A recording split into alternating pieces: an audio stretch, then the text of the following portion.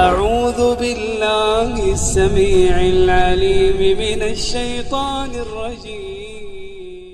جب انگریز ہندوستان میں آیا اور اس نے اپنے ناپاک قدم ہندوستان میں رکھے، اس وقت سب سے پہلا صوبہ، سب سے پہلا مقام اور شہر کہ جہاں انگریزوں نے ظلم کے پہاڑ توڑے، ظلم و جبر کے عجیب و غریب نظارے اس دنیا نے دیکھے، وہ بنگال تھا۔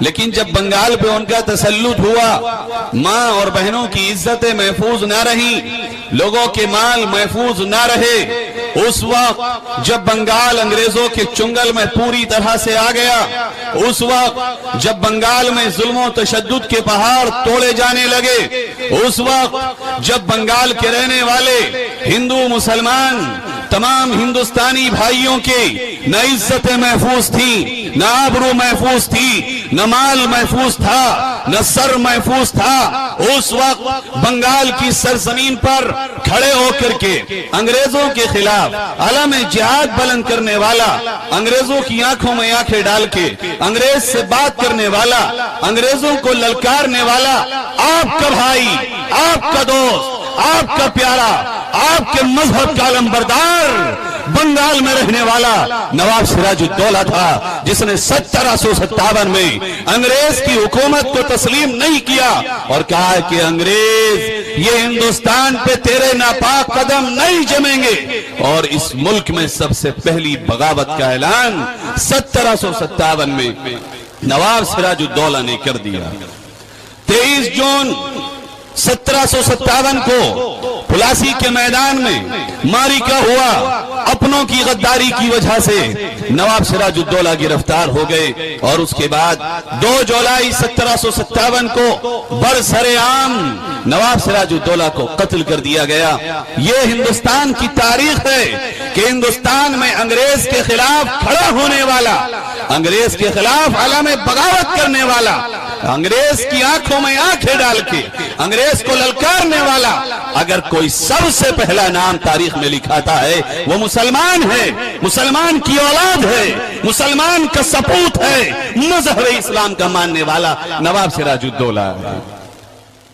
اس کے بعد 1757 کو ہندوستان کے اس عظیم سپوت کی شہادت کے بعد 1792 میں میسور کی سرزمین سے نواب سلطان ٹیپو شہید رحمت اللہ علیہ نے علم جہاد بلند کیا اور میسور کی 4 بڑی لڑائیاں لڑی۔ اس کے بعد 1799 آیا، انگریزوں کے دانت کھٹے ہو گئے، ان کی جڑیں ہل گئیں، ان کی عمارتوں میں زلزلے آ گئے، اور سلطان ٹیپو شہید رحمت اللہ علیہ سے ان کے نام سے ان کے جسموں میں لرزہ طاری ہونے لگا۔ لیکن آخر کار وہاں بھی یہی ہوا، اپنوں کی غداری کی وجہ سے 6 مئی 1799 کو سلطان ٹیپو شہید رحمت اللہ علیہ بھی سری رنگا پٹنم کے میدان میں شہید ہو گئے، اور یہ دوسری لڑائی لڑنے والا بھی تنے تنہا مسلمان ہے، انگریز کے خلاف علم بغاوت بلند کرنے والا یہ دوسری مرتبہ بھی تنے تنہا مسلمان کا بیٹا ہے۔ اس کے بعد 1803 میں دلی میں جب انگریزوں نے قبضہ کیا اور اعلان کیا وہاں پر وائسرائے برطانیہ نے کہ آج سے ملک یہ غلام ہوا، حکم یہ ملک بادشاہ کا، خلق خدا کی، اور حکم ایسٹ انڈیا کمپنی کا ہوگا۔ اسی دن ہندوستان کی سرزمین میں سب سے پہلے جہاد کی فرضیت کا فتویٰ دینے والا، جہاد کے فرض ہونے کا فتویٰ صادر کرنے والا میرے آپ کے بزرگ، میرے آپ کے روحانی قائد، ہندوستان کے سر کے تاج حضرت مولانا سید شاہ عبدالعزیز رحمت اللہ علیہ تھے۔ انہوں نے فتویٰ دیا کہ جب ہندوستان میں یہ حکم انگریز نے لاگو کر دیا ہے کہ ہندوستان غلام ہو چکا ہے، ہندوستان میں حکم ایسٹ انڈیا کمپنی کا ہوگا، حضرت شاہ صاحب نے کہا حکم بھی اللہ کا ہوگا، ملک بھی اللہ کا ہے، بادشاہت بھی اللہ کی ہے، نہ انگریز کی بادشاہت تسلیم ہے، نہ اس کا حکم تسلیم ہے، نہ اس کی حکمرانی تسلیم ہے، نہ اس کی سلطنت تسلیم ہے، ہم سلطانوں کے سلطان رب ذوالجلال کی سلطنت کو تسلیم۔ بالا کوٹ کے پہاڑ پہ یہ قافلہ پہنچا اور بالاکوٹ کا معرکہ ہوا. ایک طرف 3,000 دوسری طرف 20,000. راجہ رنجیت سنگھ کا بیٹا شیر سنگھ لے کر کے کھڑا ہو گیا. حضرت شاہ اسماعیل شہید اور سید احمد شہید رحمت اللہ علیہ نے کہا دیکھ شیر سنگھ ہمارا تیرا کوئی اختلاف نہیں ہے, تو بھی ہندی ہے ہم بھی ہندی ہیں, تو بھی ہندوستان کی سرزمین پر جنم لینے والا ہے, میں بھی ہندوستان کا سپوت ہوں, ہمارا تمہارا اختلاف کوئی نہیں ہے, ہمارا دشمن تو انگریز ہے, آؤ مل کر کے مقابلہ کریں. لیکن شیر سنگھ تو انگریز کا غلام تھا, اس کے تلوے چاٹنے والا تھا. اس نے کہا نہیں فیصلہ ہوگا اور جنگ ہوگی. یہ تیسری جنگ بھی ہم سب کے اکابر نے لڑی. آخرکار بالاکوٹ کے معرکے میں شہید ہوئے. اس کے بعد 3 لڑائیاں ہو گئیں. نوٹ کر لیجئے مسلمانوں, تم تھے اکیلے میدان میں, ہمارے آبا و اجداد تھے اکیلے میدان میں, جمعیت علماء کے اکابر تھے اکیلے میدان میں, دوسرا کوئی نہیں تھا. بلکہ میں یوں کہوں تو غلط نہ ہوگا کہ تمہیں تو آزادی کا احساس بھی نہیں تھا 1831 تک, تمہیں شعور بھی نہیں تھا. جب ہم نے 3 لڑائیاں لڑ چکے ہیں اس کے بعد تمہیں شعور آیا ہے, احساس پیدا ہوا ہے. جب ہماری گردنیں کٹ چکی تھی, ہم نے میدان قائم کر دیے تھے, میدان گرم ہو چکے تھے, اس کے بعد تمہیں شعور آیا کہ ہمیں بھی ساتھ آنا چاہیے. آخر پھر 1857 ہوا. میرٹھ میں, مظفر نگر میں, تھانہ بھون میں, امرتسر میں, علی گڑھ میں, مراد آباد میں اور ہندوستان کے ہر شہر میں جنگ لڑی گئی. فیصلہ کن جنگ 1857 کی علماء دیوبند نے, جمعیت کے اکابر نے, جمعیت کے بزرگوں نے, دارالعلوم دیوبند کے قائدوں نے انگریز سے لڑی. اپنوں کی بغاوت کی وجہ سے 1857 میں بھی ہم نے شکست کھائی. بلکہ میں یوں کہوں, میں کہوں گا تو ہمارے بھائی کہیں گے کہ اپنی تاریخ بتا رہا ہے. ہندی مورخ, ہندو مورخ سیوارام گوپ ہندو ہے ہمارا, وہ اس نے لکھا کہ 1857 کی لڑائی میں سب سے زیادہ اگر سر کٹے تو مسلمانوں کے کٹے ہیں. اور وہ لکھتا ہے کہ 1857 میں کم سے کم میرے اندازے کے مطابق 5 لاکھ مسلمان صرف مغربی یو پی کے مسلمانوں کا انگریزوں نے قتل کیا ہے. لاؤ تو کہیں تم کہیں اپنا حصہ تو دکھاؤ. انگریز سے اس انداز میں مقابلہ کرنے کا کوئی طریقہ دکھاؤ تو صحیح جس سے والیانہ انداز میں ہم نے اس سے مقابلہ کیا ہے. 1857 کے بعد 34,000 علماء کو پھانسی دے دی گئی. دلی کے چاندنی چوک میں جب ہمیں پھانسی دی جاتی تھی تو سولی کے پھندے پر جو علماء کو لٹکایا جاتا ہے, مسٹر تھامسن لکھتا ہے کہ میں جب دیکھتا تھا تو کبھی کبھی ان مولویوں کی لاش انگریزی میں 8 کی طرح تڑپ تڑپ کے ہو جایا کرتی تھی, لیکن اس کے باوجود بھی علماء دیوبند نے اور ہندوستان کے مسلمانوں نے اپنے آپ کو ایک قدم بھی پیچھے نہیں ہٹایا. اس کے بعد پھر تحریکیں چلی, 4 لڑائیاں یہ ہوئی. اس کے بعد پھر مشترکہ لڑائی ہوئی, گاندھی جی بھی ساتھ آئے اور دیگر مجاہدین آزادی بھی ساتھ آئے. بالآخر 1947 15 اگست 1947 کو یہ ملک آزاد ہوا.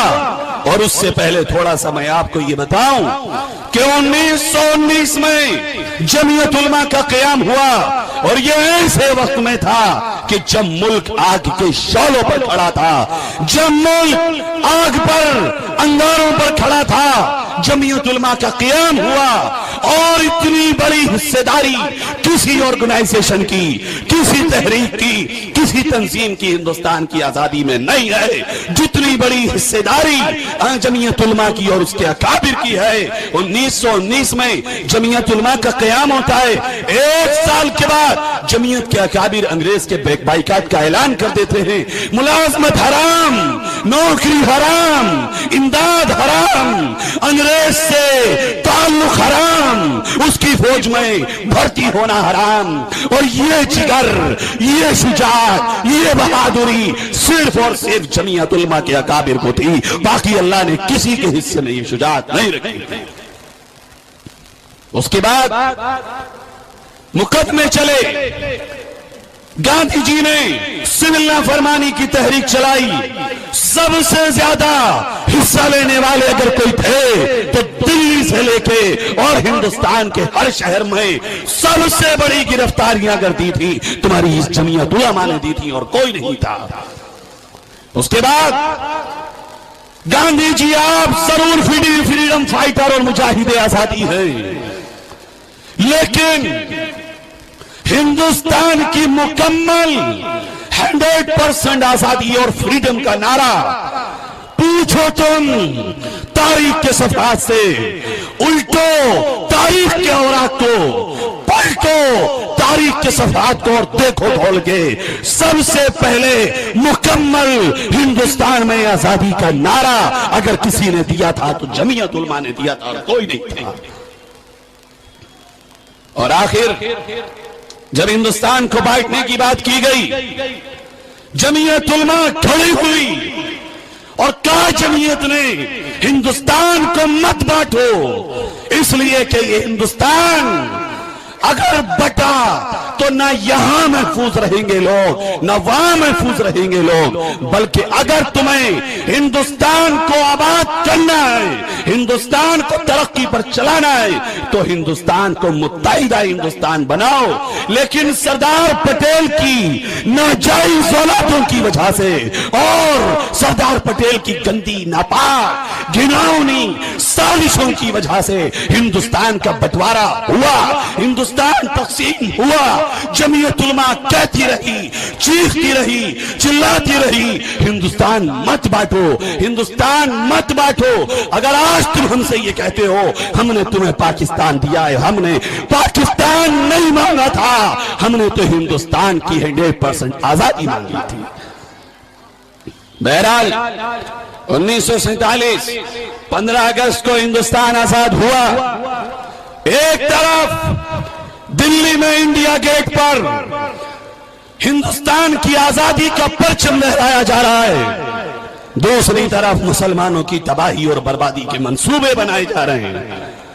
میرے آپ کے بزرگ یہ خواب دیکھ رہے ہیں کہ اب ہندوستان آزاد ہوا، اب ہندوستان کی بٹیا کی عزت محفوظ ہو گئی، اب ہندوستان محفوظ ہو گیا، یہاں بلا تفریق مذہب و ملت ہر شخص اچھی زندگی جیے گا۔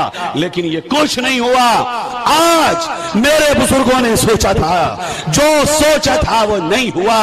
آج ہونا تو یہ چاہیے تھا، ہندوستان کی آزادی میں جن کا سب سے بڑا کردار ہے، جن کی سب سے زیادہ قربانیاں ہیں، جن کے کٹے ہوئے سروں کی اگر تعداد گنو گے 99% سر ہمارے ملیں گے، 1% سر تمہارے ملیں گے۔ آنکڑا لگاؤ، گणित پڑھنا نہیں جانتے ہو ہم سے پڑھ لو، ہم تمہیں سکھا دیں گے۔ تم پانچوں کی پانچوں آزادی کی لڑائیوں کا حساب لگاؤ اور دیکھو ایمانداری کے ساتھ، انصاف کے ساتھ، عدل کے ساتھ، انصاف کے ساتھ اس پیمانے پر تولو، تم خود یہ کہو گے کہ مسلمان 99% ہندوستان کی آزادی کا حصے دار ہے۔ لیکن کیا ہوا؟ ہونا تو یہ چاہیے تھا کہ ہندوستان میں جس طرح سے ہمارے فریڈم فائٹرز جو ہندو تھے قابل تعریف ہیں، وہ اسی طرح جس طرح ان کے ناموں کی لسٹیں بنائی گئی، ان کو اعزاز سے نوازا گیا، ان کو انعامات سے نوازا گیا، جس طرح سے برادران وطن کے فریڈم فائٹرز کو عزت سے نوازا گیا، ہوتا تو یہ مسلمان کو بھی اسی طرح نوازا جاتا، ہوتا تو یہ مسلمان کے مجاہدین آزادی کی لسٹ بھی پارلیمنٹ اور راجیہ سبھا کے ہاؤس میں سنائی جاتی۔ لیکن اگر ہوا تو یہ ہوا، آج 65 سال آزادی کو گزر چکے ہیں، مسلمان کو اگر کچھ ملا ہے تو 23,000 فسادات کا گلدستہ اس کے ہاتھ میں آیا ہے، اس کے سوا کچھ نہیں۔ اور اس 23,000 فسادات میں کٹا مسلمان، مرا مسلمان، لوٹی مسلمان کی عزت گئی، لوٹے گئے مسلمانوں کے مال اموال اور املاکیں ان کی اجاڑ دی گئیں، ان کی تباہی اور بربادی کا کوئی دقیقہ ایسا نہیں تھا جس کو چھوڑا گیا ہو، اور ظلم پر ظلم یہ کاٹا مسلمان کو گیا، دبایا مسلمان کو گیا، لاشیں مسلمان کی گری، آبروئیں مسلمان کی لوٹی گئی، اور پھر کہہ دیا گیا کہ فساد کا ذمہ دار مسلمان ہے، مسلمان جذباتی ہے، مسلمان ایموشنل ہو جاتا ہے۔ ارے سنو، ہم سے کہتے ہو، پھر بھی ہم سے کہتے ہیں، اتنی قربانیوں کے بعد، اتنی گردنیں کٹانے کے بعد ہم سے یہ کہہ دے کہ لاؤ پھر بھی ہمیں محبت کی سند دو۔ کیا جمعیت علماء اس کا ٹائٹل تمہاری اس بات کی گواہی کے لیے کافی نہیں ہے کہ تم ہندوستان کے وفادار ہو؟ میں کہتا ہوں اور پھر ارے ان سے مانتے ہو محبت کی سند؟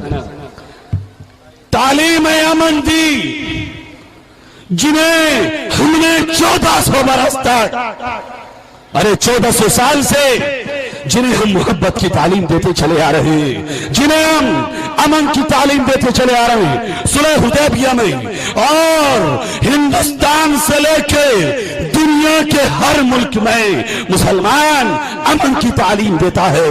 نبی اکرم صلی اللہ علیہ وسلم کے زمانے سے لے کر آج تک مدارس کی خانقاہوں میں اور ہمارے اکابر اور بزرگوں کی خانقاہوں میں جا کے دیکھو، کتابیں پڑھو، تقریر سنو، ان کے خطبات اٹھا کر دیکھو، جنہیں ہم نے 1400 برس تک امن کی تعلیم، محبت کی تعلیم دی ہے، وہ ہم سے پوچھ رہے ہیں کہ محبت کی سند لاؤ۔ میں کہتا ہوں تعلیم امن دی جنہیں ہم نے 1400 برس تک، وہ آج ہم سے محبت کی سند مانگ رہے ہیں۔ اور یہ سورج جس کا کام یہ ہے کہ اگر ذرا سی گرمی اس کو برف کو دکھا دے تو برف پگھل جائے، برف جس کا کام یہ ہے کہ تپش لگے اور وہ پگھل جائے۔ میں کہتا ہوں انہی کو مخاطب کر کے، سردار پٹیل کی ناجائز اولادوں کو مخاطب کر کے کہتا ہوں کہ حیرت ہے، برف کے پگھلتے ہوئے کچھ ٹکڑے سورج سے حرارت کی سند مانگ رہے ہیں۔ اور کتنا مارو گے ہمیں؟ آج وقت آیا ہے کہ جمعیت علماء ان فسادات کے لیے مطالبہ کر رہی ہے تم سے قانون بنانے کا۔ بناؤ قانون۔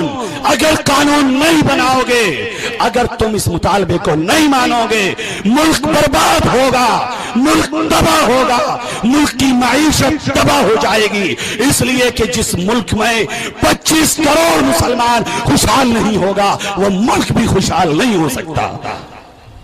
میرے دوستو، یہ جو 3 مطالبے حضرت آپ کے سامنے بیان کریں گے، جو رکھے ہیں آج، میں آپ کو ایک بات بتا رہا ہوں، قیادت کا دم بھرنے والے بہت ہیں، لیڈری کے دعوے کرنے والے بہت ہیں، میں قائد ہوں، میں رہبر ہوں، میں کچھ اور ہوں، لیکن یاد رکھنا قیادت کا صحیح حقدار کون ہے؟ قیادت کا حق کون ادا کر رہا ہے؟ مسلمان 65 سال سے پٹتا ہے، کہاں چلے گئے قائد؟ کہاں چلے گئے ہندوستان کے رہبر؟ کہاں چلے گئے ہماری بہنوں کے آنسوؤں کو پہنچنے والے؟ کوئی نہیں آیا، نہ منسٹر کوئی آیا، نہ ایم ایل اے کوئی آیا، نہ ایم پی کوئی آیا، نہ کوئی اور مذہبی لیڈر آیا۔ اگر کسی نے آ کے میری ماں کے دکھ کو بانٹا ہے تو وہ صرف ایک شخصیت ہے، وہ صرف ایک ذات ہے۔ ہندوستان کے حالات تو دیکھو، میں نام لے رہا ہوں آپ کے سامنے اور کھل کے کہتا ہوں، اللہ کو حاضر و ناظر جان کے کہتا ہوں، کوئی ہندوستان میں سوائے امام الہند مولانا ارشد مدنی صاحب دامت برکات ان کے علاوہ، مولانا ارشد مدنی کے علاوہ کوئی نہیں ہے جو بغیر کسی لالچ اور حرص اور طمع کے مسلمانوں کی لڑائی کے لیے آگے بڑھا۔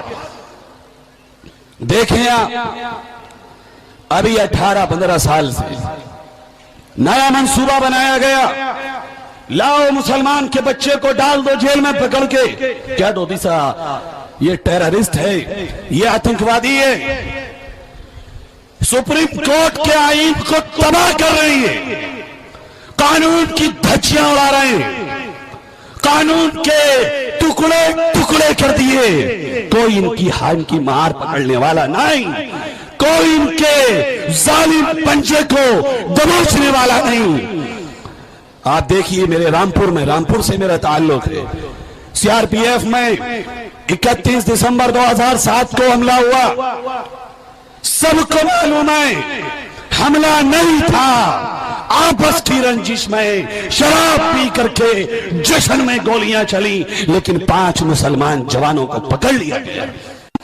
رامپور کا قائد، یو پی کے قائد، ملک کے قائد سوتے رہے اور ان 5 جوانوں کو 6 مہینے تک نہ داڑھی میں کنگھا کرنے کی اجازت، نہ بالوں میں کنگھا کرنے کی اجازت، نہ نہانے کی اجازت، 6 مہینے تک ان کے بالوں میں چوہے پڑ گئی، میل کا انبار لگ گیا، کوئی ان کا پرسان حال نہیں پوچھنے والا، کوئی یہ بھی کہنے والا نہیں کہ یہ غلط ہے۔ سب نے کہا ہم مذمت کرتے ہیں، سی آر پی ایف حملے کی مذمت کرتے ہیں، لیکن میرے قائد کھڑے ہوئے، حضرت مولانا ارشد مدنی صاحب کھڑے ہوئے، کہا تم یہ کہو مسلمان بے نمازی ہے مان لوں گا، تم یہ کہو مسلمان سنت سے نبی کی دور ہے میں مان سکتا ہوں، لیکن اگر یہ کہو گے مسلمان دہشت گرد ہے، ارشد مدنی اس کو نہیں مانے گا۔ اور کھڑے ہوئے سی آر پی ایف کانڈ کا مقدمہ اپنے ہاتھ میں لیا اور دلی سے وکیل صاحب رامپور ہر تاریخ پہ آتے ہیں۔ کون ہے وہ؟ مولانا کا کوئی رشتہ دار نہیں، حضرت کا کوئی ریلیشن ان سے نہیں تھا، کوئی تعلق اس سے پہلے نہیں تھا، نہ ان کے اسٹوڈنٹس اور شاگرد ہیں وہ، لیکن ایک رشتہ ہے جو مجھے اور آپ کو رب نے دیا ہے، وہ رشتہ جو سب سے پاک ہے، جو سب سے معزز ہے، جو سب سے برتر ہے، جو سب سے بالا ہے، وہ رشتہ ہے ایمانی رشتہ۔ میرے قائد نے کہا ایمانی رشتے کا بارہ میں رکھوں گا اور میں تمہارے مقدمے لڑوں گا۔ ان کی مائیں روتے روتے اندھی ہو گئیں، کسی کو ان کے آنسو پہنچنے کی فکر اور وقت بھی نہیں تھا، لیکن ہمارے حضرت مولانا ارشد مدنی صاحب آئے، حالانکہ وہ 5 کے 5 ہمیں ماننے والے نہیں، ہم سے تعلق رکھنے والے نہیں، وہ 5 کے 5 ہم سے بچنے والے مسلک سے تعلق رکھنے والے تھے، لیکن حضرت نے کہا کچھ بھی ہو یہ مسلمان تو آئے، میں ان کا مقدمہ لڑوں گا۔